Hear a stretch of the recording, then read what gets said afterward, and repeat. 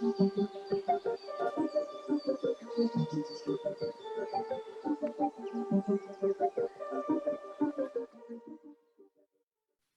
welcome, Robin.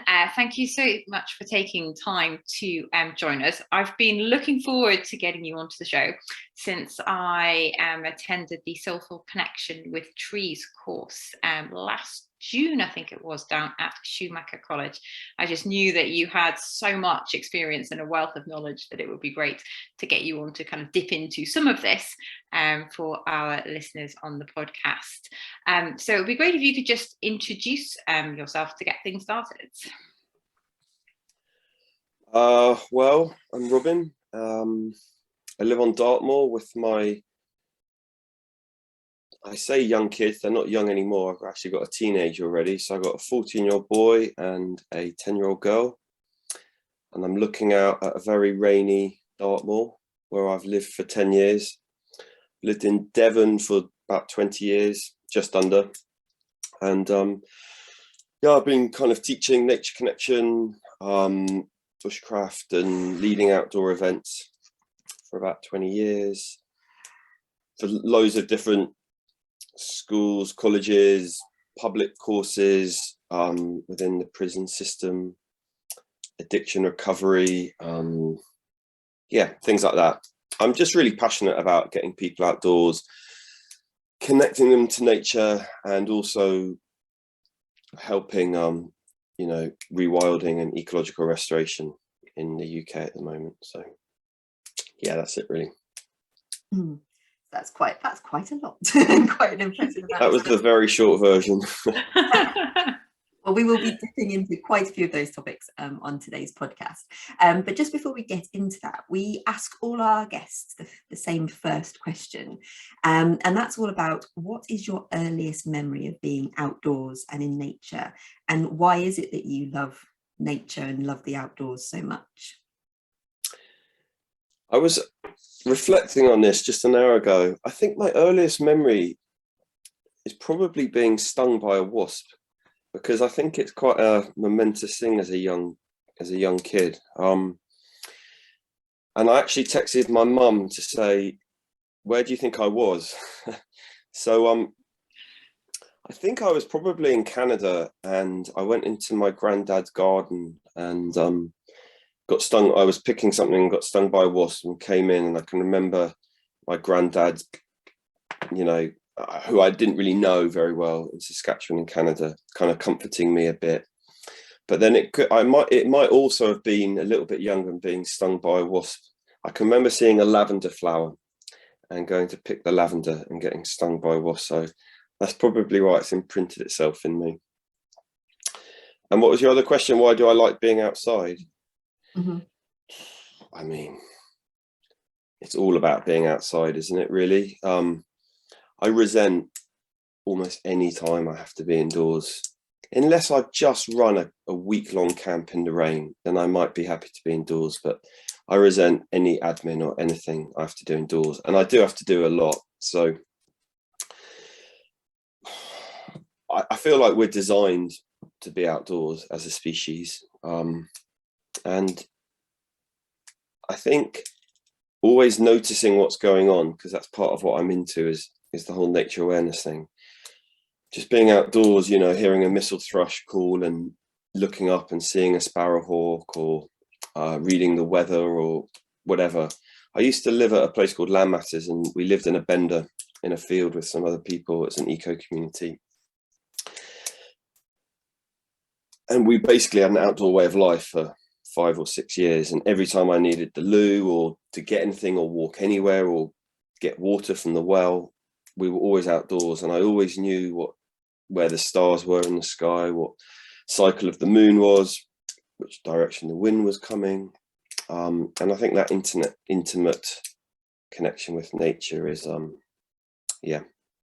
where it's all about, really. I just love being outdoors, whatever the weather. So. And thank you for being indoors to have this conversation with us today.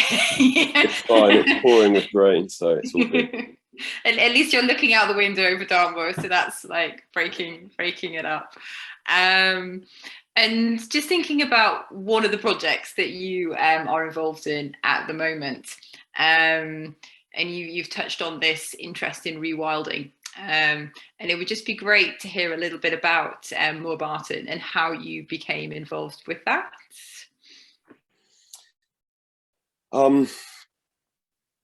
So it's a we manage 130 acres up on Dartmoor, but we don't own all of that. It's a collaboration between 3 different landowners. I've worked there for about 14 years, something like that. I worked there as a bushcraft instructor for WildWise. And then in 2010, the land was felled and replanted. And it's a whole long story about, it would take a long time to explain the whole history of the land. Effectively, it was a larch plantation, and it was felled in 2010 and replanted with 8,500 native broadleaf trees. So I got heavily involved with it just after that in 2012. Before that, I was working there as an instructor. And but it's been a rewilding people project since 2005. So we've run over 500 events there since that time, of every kind of group has been there, from vision quests to boys' rites of passage to raucous stag nights to family camps. Every kind of program has been there. And and now it's becoming a little bit more of a rewilding the land project. So it's both. It's quite concentrated where we run the programs, and so the rest of the land is allowed to rewild, and we're joining up with adjoining landowners and combining all the land so we can kind of do ecological restoration on a landscape scale. Yeah, I mean, that's the short story. There's so much to say about what we're doing there.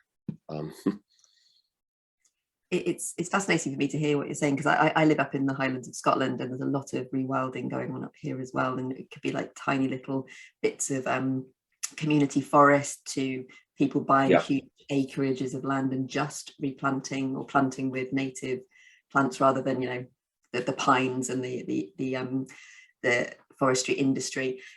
So it's very close to my heart as well, and it would be really useful, really great for our listeners to hear a little bit more about the rewilding project, and that the importance of this kind of eco balance, and just understanding the importance of nature and getting back to the native species as opposed to the sort of and replanting woodland. So yeah, anything else that you can share with us about the rewilding project would be really great.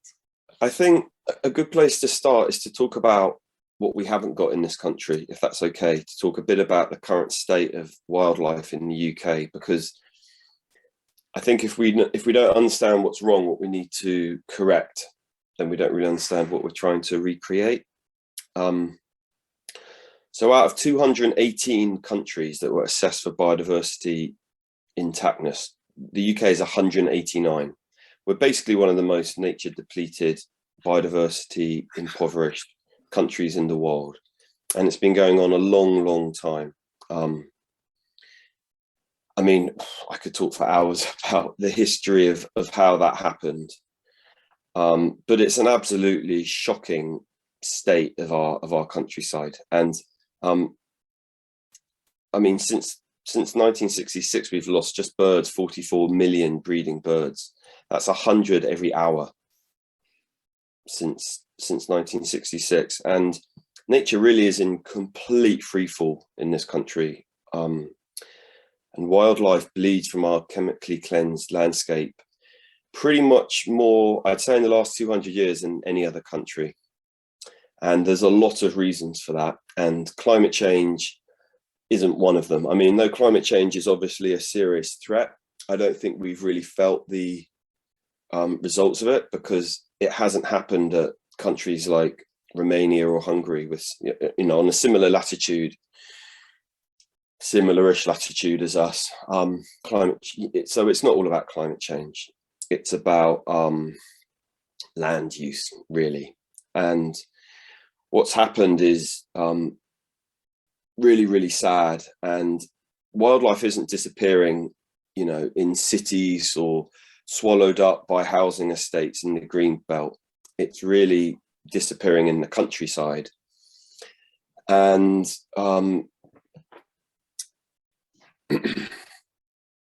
there's an awful lot of reasons for that. It's hard not to lay the blame at the door of farming, land managers, estates, even, you know, a lot of the nature charities. It's quite, yeah. So, I mean, just to give you a statistic, 75% of insects have disappeared in that study a few years ago in Germany, and that's in their nature reserves. And we all know that we used to drive and the radiators of our cars were full of insects, and that's really dying out now. So what we really need to do is just try and grow. I mean, wildlife is starving in this country, particularly insects. So one of the things we're trying to do at Moor Barton is build the food chain from the bottom up again. That's one of the things we're trying to do. And create good habitat, create joined up habitat. One of the things that's argued in the UK is we haven't got enough space for wildlife. We're a really small country, and, you know, what can we do? And it's just utter rubbish. The Masai Mara, which is that, you know, those David Attenborough images of zebras and wildebeest being chased down by cheetahs. Snowdonia is larger than the Masai Mara. And Yellowstone, which has got 95 wolves, 780 bears, 30,000 elk. You know, the Cairngorms is half the size of that. And our national parks are an absolute disgrace. They're not national, they're not parks, and they're factories. They're just factories that grow sheep, grouse, red deer, or spruce, or some other timber.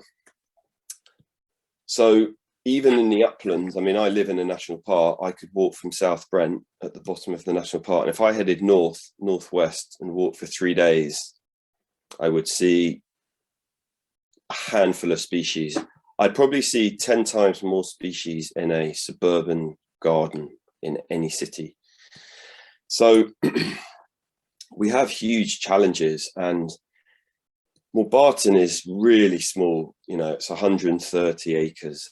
I mean, actually, we only, it's a massive bit of land, but 62 acres. So, but, you know, we kind of co-manage 130. It's a drop in the ocean. If all the land around is impoverished, then it's very hard. But we're doing what we can do, and yeah, and we're doing amazing things there. I'm really proud of it. We have we're an amazing resource. We grow so many insects that we're an amazing resource for all the warblers that come in spring.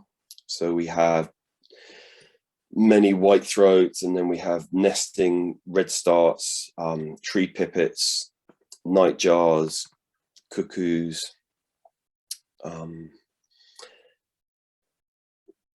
We're trying to create wood pasture. That's one of the things we're trying to do. So rather than create closed canopy woodland, and one of my real interests is the study of paleo ecology and the role of mega fauna and mega herbivores in the creation of what our landscape used to look like, because we used to think it was climate, topography and latitude that informed what an ecosystem looked like, but actually we realize now it's much more the role of megafauna. But it's a huge challenge in the UK because we've lost so much of our megafauna that, I mean, a big part of what I do at Moor Barton is just try and mimic all these animals. So to give you an example, we haven't got boar anymore. So I have to mimic the boar by by disturbing the ground. And I specifically did that in a few tucked away areas, and the nightjars nested there last year because they need completely bare exposed ground. If I hadn't done that, the nightjars wouldn't have had a place to nest. So a big part of what we're trying to do here is is mimic all these animals. That might be planting lots of fruit trees and mimicking the bear, or coppicing and creating that cycle, which is mimicking the elephant and the aurochs, our ancient cattle. Could be keeping the open areas open by encouraging a low stocking amount of ponies or other grazers or browsers to create as much transitional edge. I mean, light grows life a lot of the time, so I'm trying not to let it grow into a closed canopy woodland, but to have as much of that transitional edge, which is always, an edge is always the most biodiverse thing. So it's creating complexity in the landscape, diversity. It's really creating a mosaic of shifting, broken habitats where they all are next to each other, side by side. Yeah, you're going to have to stop me because I'll just talk about it. Once I start ranting about it, I just get carried away. No, thank you for just being so knowledgeable and so passionate about it, and just being able to share those, you know, the statistics, paint a picture, but then also bringing it to life with actually what you're doing within this enclave. And, you know, I know that we'll have a lot of our listeners who, you know, they work outside, they're very passionate about the outdoors, and actually just for them to understand of where we're at within England, it's almost, it can be a bit confronting. I've just finished reading Isabella Tree's Wilding down on the Knepp estate, and the way that she writes, and how now when she leaves the Knepp estate and drives around the rest of England, she just feels this great sense of sadness and loss, that how there's almost been this like genocide carried out in England's countryside. And now for me, having read that book and hearing you and going out now, it's almost, it's just a grief at actually our landscape is so managed, is so artificial, that there's just none of this, you know, there's no diversity, there's no thriving, and it is, you know, within a lot of it within our lifetimes as well. And actually, how can we, as, you know, individuals who love being outside, ultimately draw attention to that and use our work as a, you know, as an agent for change, a force for good, to bring back some of these kind of old ways. And almost this kind of segues into, you know, another part of your kind of portfolio that we'd love to dip into. And you've talked a bit about, you know, it's rewilding the land, it's rewilding the people, and you've got this program that you've created, the Old Way program, and it would just be interesting to hear kind of how that then fits and blends with, you know, ultimately what you're trying to achieve. Wow. Well, I think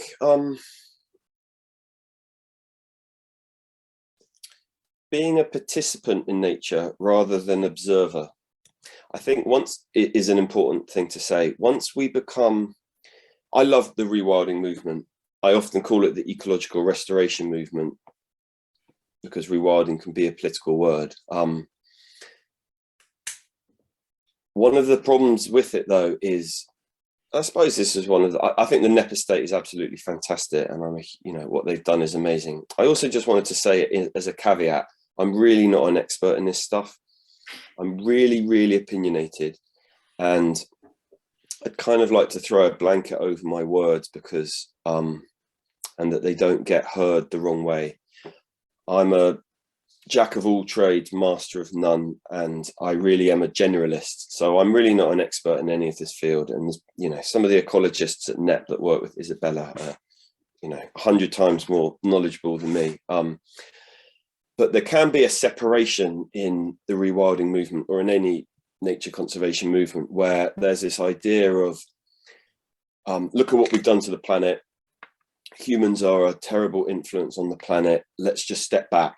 And I completely understand where that comes from, because you just look at the state of the world and you look at our impact on it.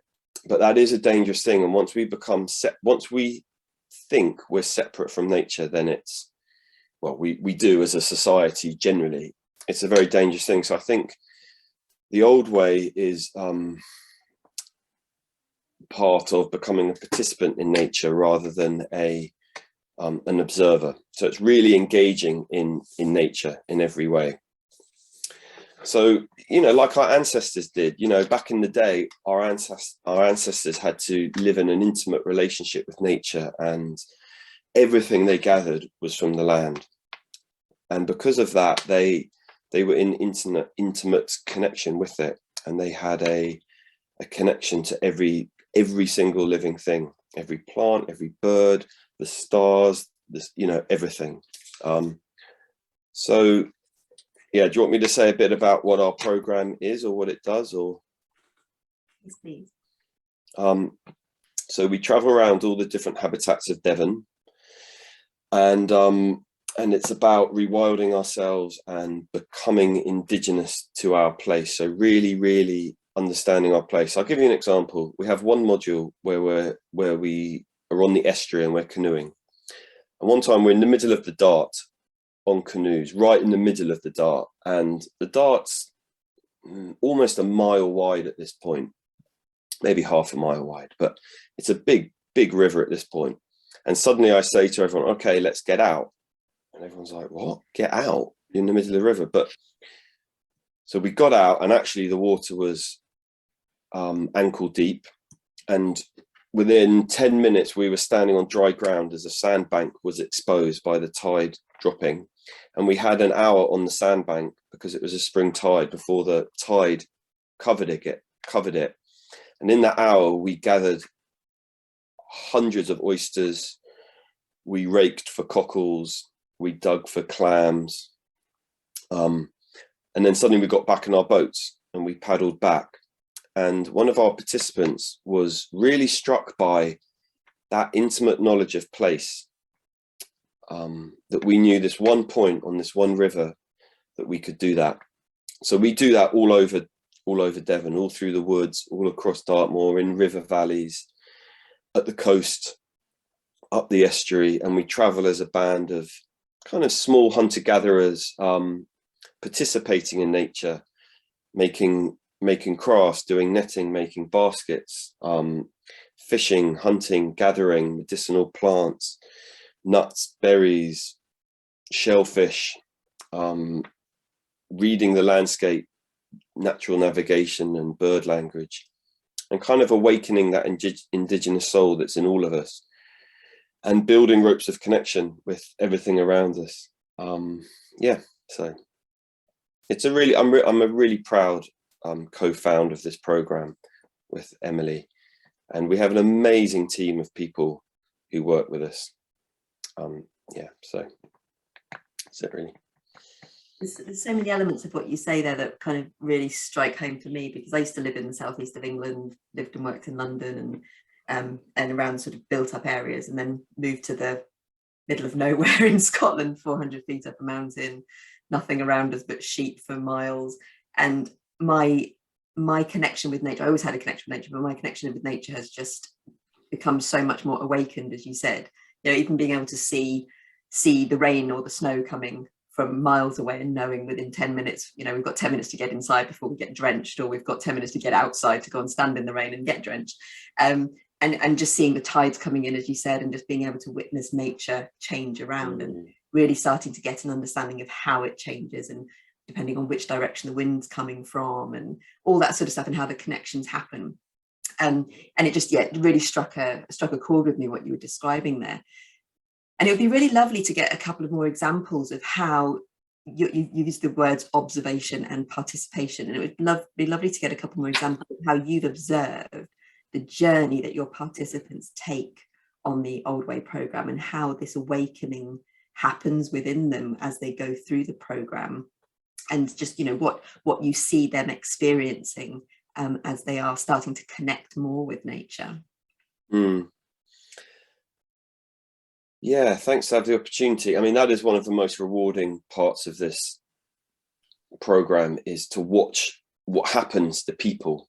And it's really moving to see. I mean, there's a huge scale. So for some people, just to have the confidence of sleeping outdoors in a bivvy bag or under a tarp, or being in a woods on their own in the dark and not being scared, or maybe they are scared, but just being out there, and realizing the kind of transformative and powerful experience of feeling that resilience from being able to gather things from the natural world and provide for yourself, whether that's food or make yourself a backpack or make yourself some rope or, you know, whatever it is, or heal a wound or whatever. I think one of the most powerful, I don't want to get into a whole debate about vegetarianism and veganism. It's a bit of a hot topic, but I have to say one of the most powerful things I see every year is we often have 3 or 4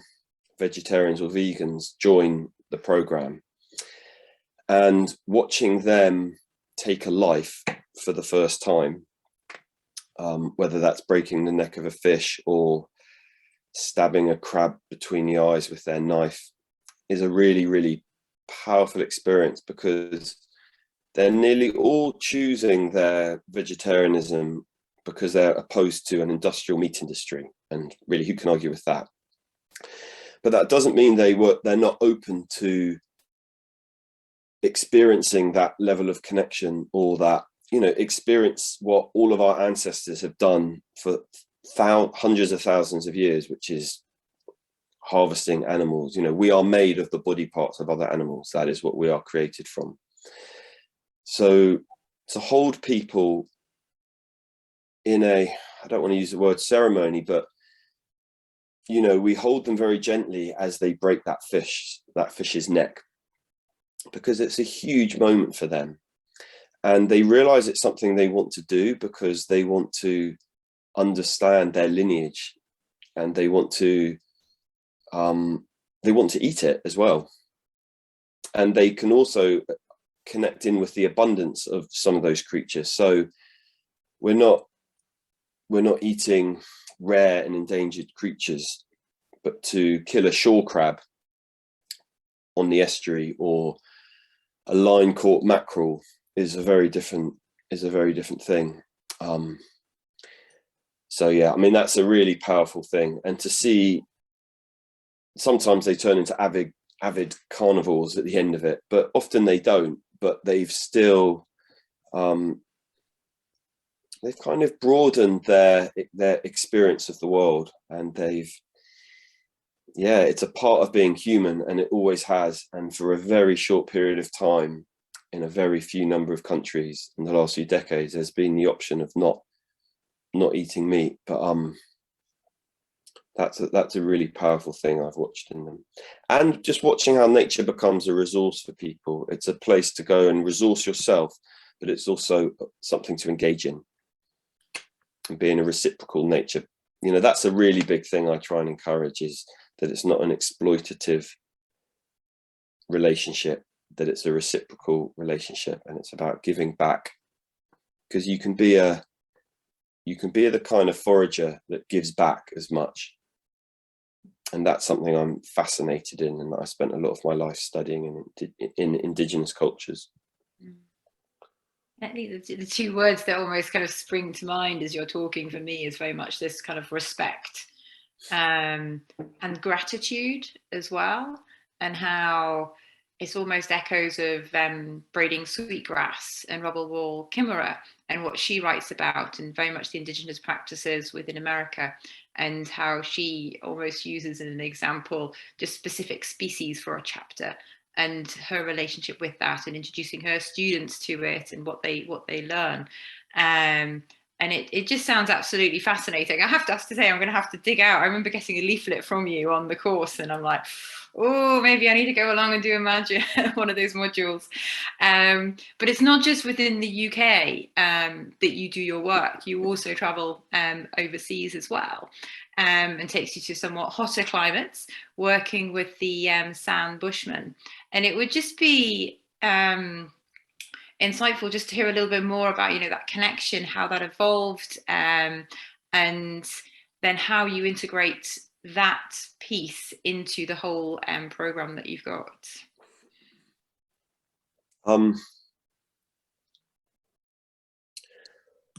Well, there's no better place to experience, for me personally, to experience an indigenous people living in tune with the land and the San Bushmen, because they've been doing it so long. No one knows exactly how long, but I think a lot of the DNA kind of studies have shown that they are Adam and Eve, effectively.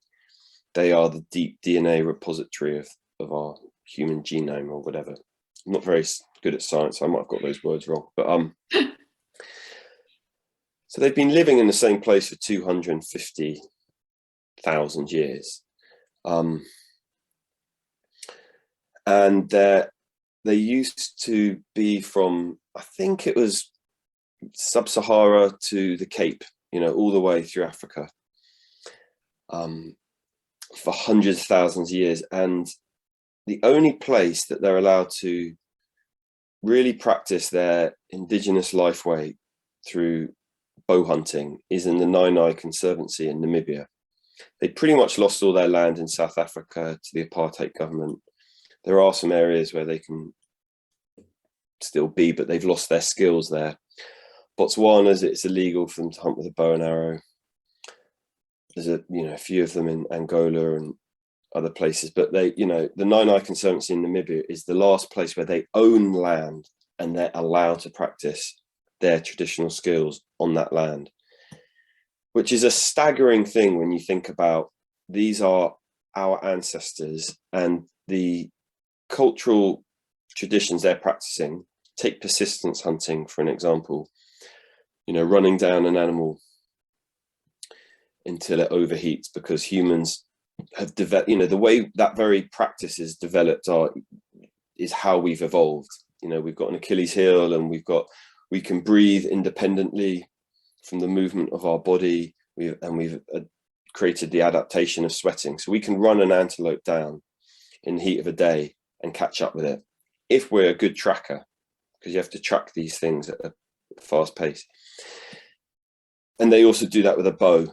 So they would get a poisonous larva from a beetle, squeeze the juice, put the poison on the end of an arrow, which is basically like a poison dart, shoot it into an antelope, and track that animal over a day or several days. This is our oldest human cultural tradition as a species. And there's 15 people left that can do it worldwide. And Louis Liebenberg, who set up Cybertracker, is an amazing South African man. And he's been working in that part of the Kalahari on a tiny budget, with no one helping him. Well, very few people helping him, since 1984, I believe. And when I was put in contact with him, he said to me, the elders of the Jutwansi in that part of the Nai, the young people are not taking up these skills. And in 5 years, these master tracking skills will be gone. Now, can you imagine, one guard sat in one room of one museum in one major city of the world, looking after Rembrandt's or some Egyptian thing in the British Museum, is paid more than Louis's entire budget to look after to help preserve these people's skills, which is our own human lineage skills, the master tracking skills to track these animals at a very fast pace through enormous terrain. When they're in a herd of, they've got 4 feet and one's got a slight limp that's that far over, a couple of centimeters over to the left on its hind and its front foot, and it's in a whole bunch of other steenbok, and you've got to track that animal. And there's 120 prints, and you've got to find that one, and you're doing it at a fast pace. It's incredible, and there's only 15 left of them, and they'll all be gone in 5-10 years. So Louis the elders asked Louis to find someone, which was us, to bring groups out there to help preserve these skills by basically putting an economic value on these skills, because we're all economic creatures in a sense. And even if you go back to the Pleistocene, it would have been a mammoth economy in some ways. So these people are very marginalized. They have very little income. They live in extreme poverty. There's a terrible TB epidemic there. And they have almost no source of incomes other than picking devil's claw. So we go out there and we pay them just to take us tracking and take us hunting, and the women to teach us about building grass huts, and the elders teach us stories, and the youngsters teach us lots of their crafts and their skills, and the women take us gathering for medicinal plants and all the rest, and they take us bow hunting with the last remaining master trackers and bow hunters, and we pay them, in a week what they probably earn in 2 or 3 months. And we also put our profits into supporting this TB clinic, and we basically support the soup kitchen which feeds them, and it's also the orphanage from the TB epidemic out there. And then we've also got long-term TB solutions around gardening and forest gardening and permaculture, which we're involved in. So it isn't this white do-gooder NGO going over there and saying, we know what's good for you. I really want to state this has come from them, and we're in constant dialogue with them about, is this working for you? How do you want us to moderate this? And I hate flying. I don't really believe in flying in this present ecological thing, but I've just chosen, and most of the participants have chosen, that in this case it is worth it because of the huge benefit we're doing to these people. And they've really struggled since COVID because we haven't been able to go out there for 2 years. So we run a trip there once a year, and we stay with them for 9 days. And, you know, we're on foot in lion country. There's lions and cheetahs and elephants, and it's just an absolutely incredible thing. This landscape is pristine. All the megafauna are there because Africa is the only continent that's still got their megafauna. And yeah, it's really, really special. And the young people are now taking up the skills because they're looking at their granddad going, did you hear how much granddad got paid to take these white folk tracking? You know, and suddenly they're like, oh, maybe I'll learn granddad skills. So, yeah. It sounds like such a wonderful program, and it's come from such an honest place. Like you said, you know, identifying this need to help them, but in the best way for them, with that constant dialogue, rather than, as you said, just coming in and saying, we know how to fix your life problems. And again, similar to my last question, actually, it would be lovely to have a few examples and a bit of insight into how people who've been on the program, how they have, or how you've observed their change and their journey whilst they've been out there for the 9 days, and also maybe even afterwards, you know, if you've stayed in touch with them and just having their mind opened in such a unique way. It would be great to get a few examples. It's funny because I've been there 5 or 6 times and I run this program in Africa. I have my self-doubt, or my inner critic says, is it really that good? Like, is it really worth the money? And I remember I had a moment of doubt a couple of years ago, and I sat around a fire with maybe 5, 6 people who had been out there, who were friends of mine. And I was about to run a trip and I said, oh, I feel bad. Is it really good? And all of them were like, Robin, it's an utterly unique experience, and really it's been life-changing for all of them.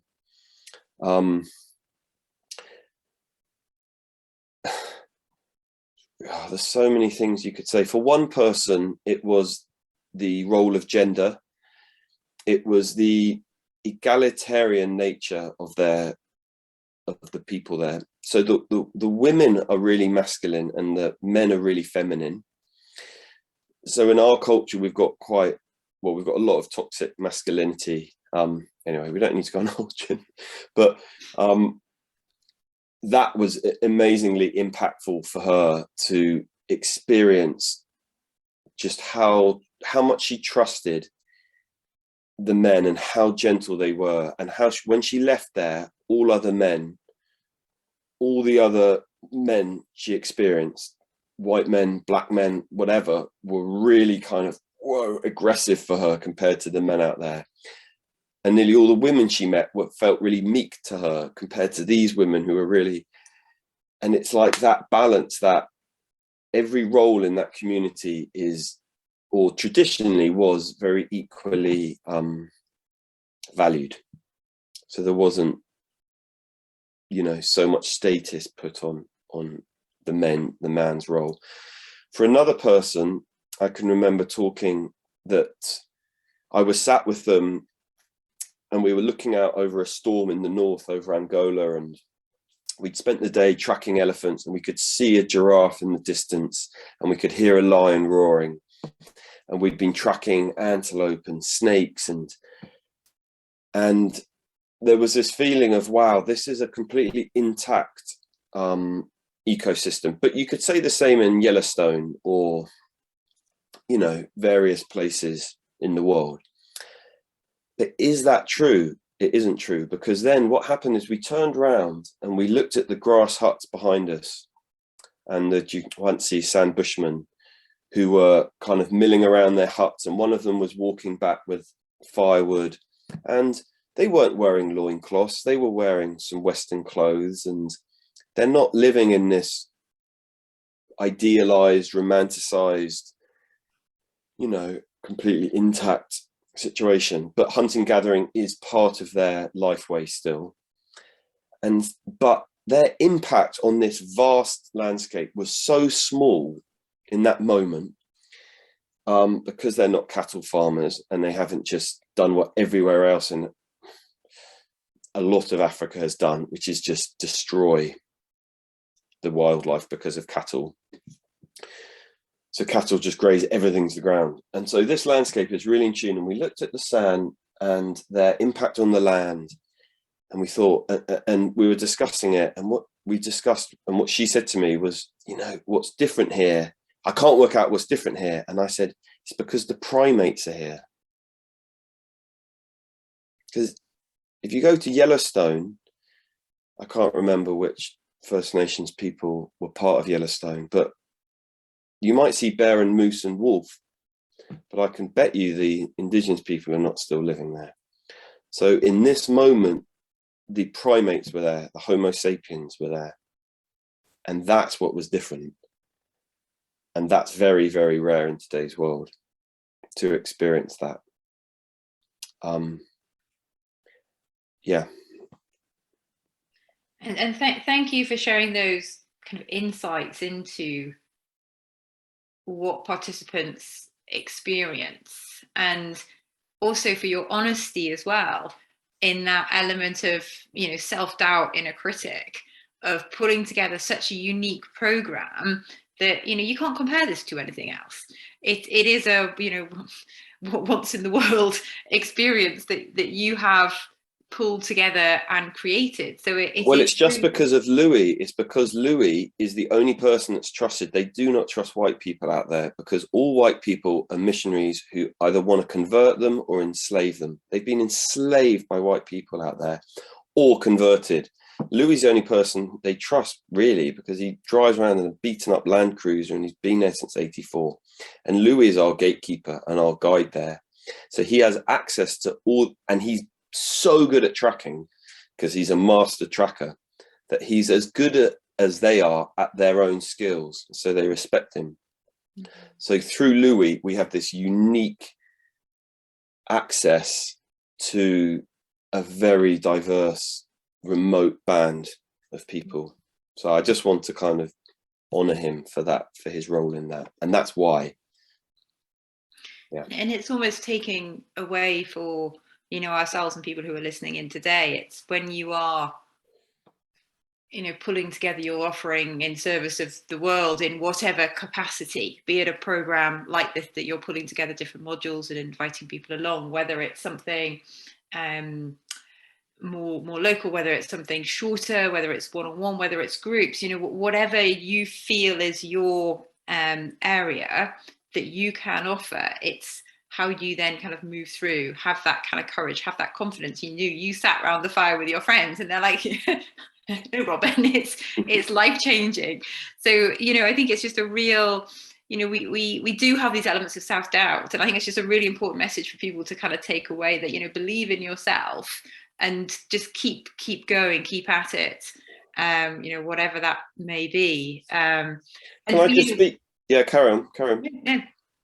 Well, I just want to speak to that, because without sounding self-grandiose and self-important, it's like we're at this moment of the great turning, and this is a critical stage. This is probably the most critical stage, you know, ecologically in our planet's history, and we all have a part to play in the great turning, and there just isn't time for self-doubt. We just need to like make a strong cup of tea and crack on with it, really, because, and we've all got a skill set and something, you know, that we can divert to making the world a better place, and we just have to get off our arse and roll our shirt sleeves up and do that, because yeah, this is the time, this is the moment. So if you know what your, you know, what your path of that is, then crack on, and if you don't, then go out into nature and take it to the land for a few days and find out. That would be my, and I don't want to sound all like preachy and like self-grandiose about that, but that would be my humble advice to people. And with that piece of advice, what other resources could you recommend? And also, it would be great if you could signpost where our listeners could find out more about you. I'm sure there'll be people who are interested in the program and want to find out more. If you were to read one book about all this, about the state of the wildlife in the UK, there's a book called Rebirding by Benedict MacDonald, which is a fantastic book. Once you read it, your eyes will be opened. So that would be my book. It's also on Audible, so you can just listen to it while driving. It's just come out. It's Rebirding by Benedict MacDonald. Absolutely fantastic book. If you're a bit more interested in rewilding, then Rewilding by Paul Jepson and Kane Blythe is a really good book, as is Wilding by Isabella Tree. We have a website for The Old Way, which is www.theoldway.info. Theoldway.info. We haven't even had time to talk about the Hunger Games, but if you know an 11 to 17-year-old who doesn't spend enough time outside, then I also run the Hunger Games for tweens and teens. So that's WildWise hungergames.co.uk. That's a Trojan horse of nature connection. It's a way of getting teenagers out into nature. And then we haven't quite launched our Moor Barton website yet, but it's going to be moorbarton.org. But you could email us at info@moorbarton.org if you wanted to get involved in any way. I think that's it, really. Yeah, I mean, we have so many different programs running at Moor Barton that they're all on individual websites. But one day, the moorbarton.org one in a few months will be launched, and we'll have a list of all those different programs that you could get involved in. I love the way of summing it up there. You know, now is the time, and I think with everything that's happened over the last couple of years, and people suddenly finding their connection to nature if maybe they hadn't found it before, and the world's starting to open up again in places. You know, getting involved and coming along some of your courses could be a great way to sort of keep the momentum going, but also actually, you know, really finding out more, really, you know, getting back to nature or getting into nature for the first time, depending on where people are coming from. Robin, it's been absolutely wonderful having you on our podcast today, and honestly, you've blown my mind with some of the stuff you've said, and my expectations were high, but this is just, you know, this has really been a wonderful podcast, and I, you know, I honestly say that, and I think a lot of our listeners will be truly inspired by what you've had to say, and also your approach as well, and your, like you said, you know, having that confidence and just getting out there and doing something and making an impact. So it's been wonderful to hear about Moor Barton, and hopefully people will go onto the website and find out more about that, about the rewilding project, a little bit more about your stuff over in Namibia. I have to say, I'm going to be looking that up and seeing what's coming in the future, because you might have me on one of your courses in the future. And thank you for sharing your resource ideas as well. You know, it's been really useful. And they're resources that we haven't had others share yet either. So it's some really great new resources to go into and have a look at. So thank you so much. And for our listeners, you will find our backlog of episodes at www.coaching-outdoors.com. That's coaching-outdoors.com, and on our LinkedIn group as well, the Coaching Outdoors podcast. I'll put my teeth in a minute. And so yeah, thank you once again, Robin, for joining us from down south, and we hopefully will talk to you again in the future. All right, thank you. Really nice to talk to you all. Cheers. See you later.